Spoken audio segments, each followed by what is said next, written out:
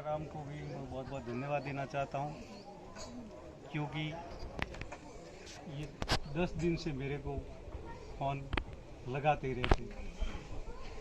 हमारे जो आज मीटिंग थी रानीवाड़ा तहसील के अंदर बालिका छात्रावास बनाने के लिए, वो फंड इकट्ठा करने की, तो भी जो वीरा राम का और ये धंधे परिवार का प्रेम देखकर उनका प्रेम ने मेरे को इधर खींच के लाया। 200 किलोमीटर दूरी है तो भी आए। यहाँ सभी बुद्धिजीवी वर्ग विराजमान है। उन्होंने बहुत अच्छी अच्छी बात बताई। अपने अंदर जो अवगुण है कोई, तो उनको निकालने के लिए कितनी मेहनत कर रहे हैं।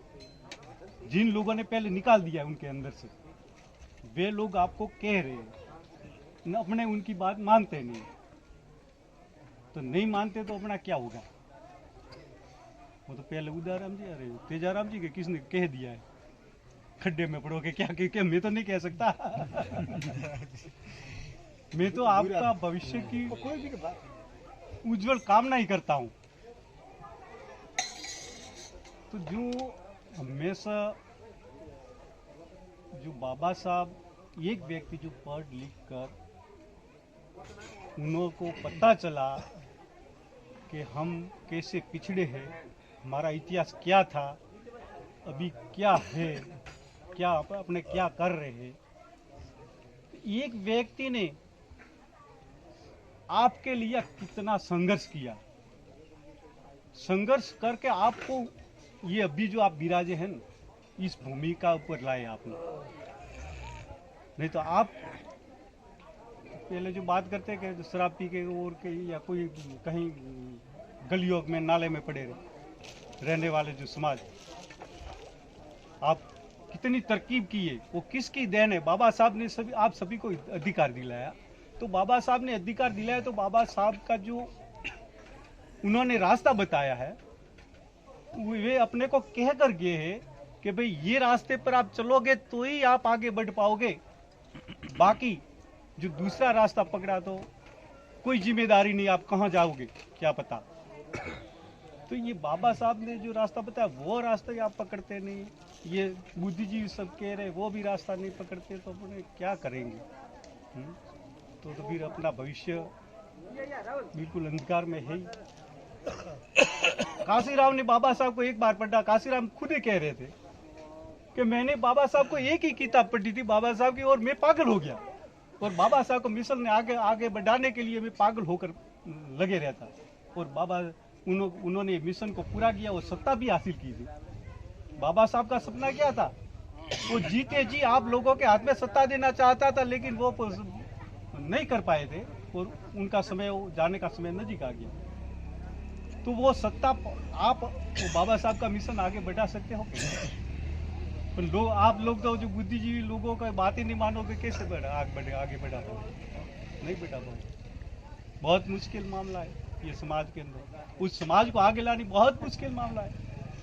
अबे जो रात दिन आपके लिए मेहनत कर रहे हैं, फंक्शन कर रहे हैं, आपके लिए खर्च लगाकर आपको बुलाकर आपको समझाते हैं, तो भी ये बात अपने ग्रहण नहीं करते।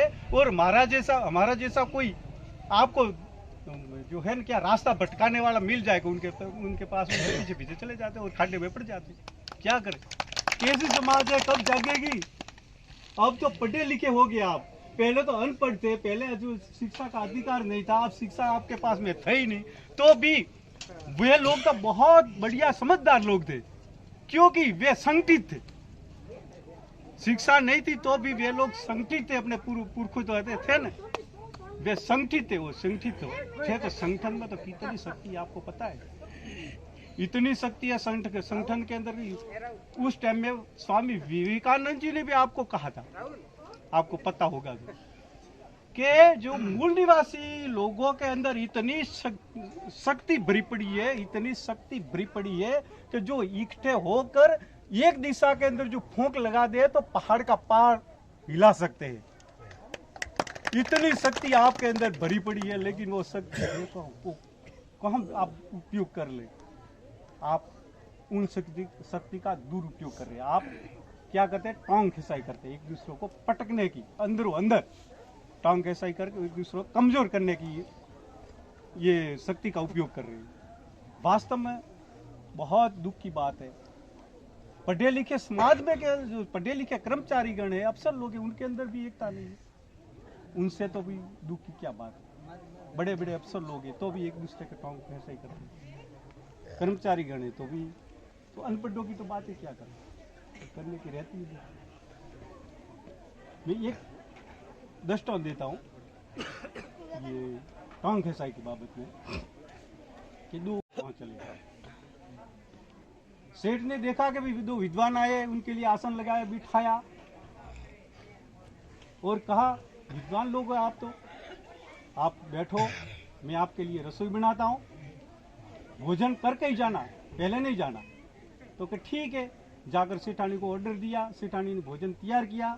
सेठ ने क्या किया, एक विद्वान को दूसरे कमरे में ले जाकर पूछा कि भाई मैं आपको पहचानता नहीं, आप किस विद्वान हो, क्या नाम है। तो वो क्या कहता कि मेरा नाम ये है, और जो आपके साथ में है उनको मैं नहीं पहचानता हूँ, ये कौन है। तो कि ये तो ऐसा, ये कोई विद्वान नहीं है, तो मेरे साथ चलता है, इसीलिए उनकी विद्वानों के अंदर गिनती है, बाकी ये कोई खास विद्वान नहीं है, ठीक है, मेरे साथ चलता है, इसीलिए उनकी कीमत है। तो ठीक है, चलो बैठ जाओ। दूसरे विद्वान को दूसरे कमरे में ले जाकर पूछा कि आपके साथ में जो विद्वान है ये कौन है, मैं पहचानता नहीं।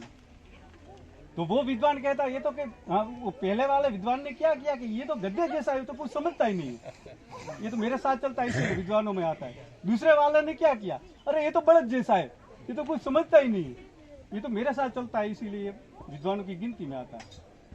तो ठीक है, बैठ जाओ। वो बैठे दोनों, भोजन तैयार हो गया, भोजन पीरसा, उनको बुलाया, बैठाया।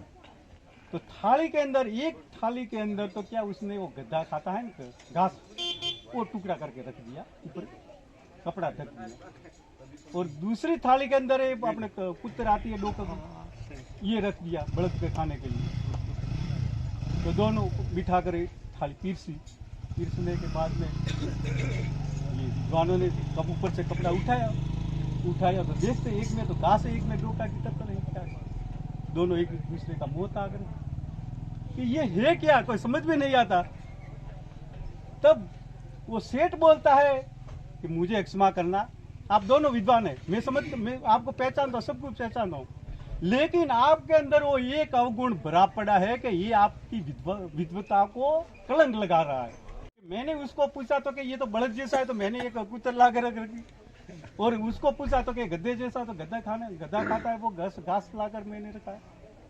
इसीलिए आपके अंदर वो टांग खींचा, एक दूसरे को ईर्ष्या भाव, एक दूसरे को नीचा दिखाने का स्वभाव है आपका, ये आपको ले डूबता है। आज तक ये स्वभाव अपने अंदर भरा पड़ा है, उनको अपने निकालते नहीं है।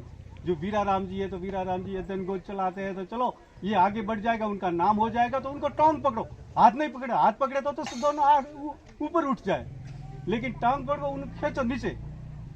तो ऐसा स्वभाव है वो बिल्कुल निकालना चाहिए। ये पढ़े लिखे लोगों को निकालना ही चाहिए जरूरी, और अनपढ़ लोगों में से जो ये बुद्धिजीवी वर्ग जो आपको उपदेश दे रहा है, तो उनका सलाह माननी चाहिए।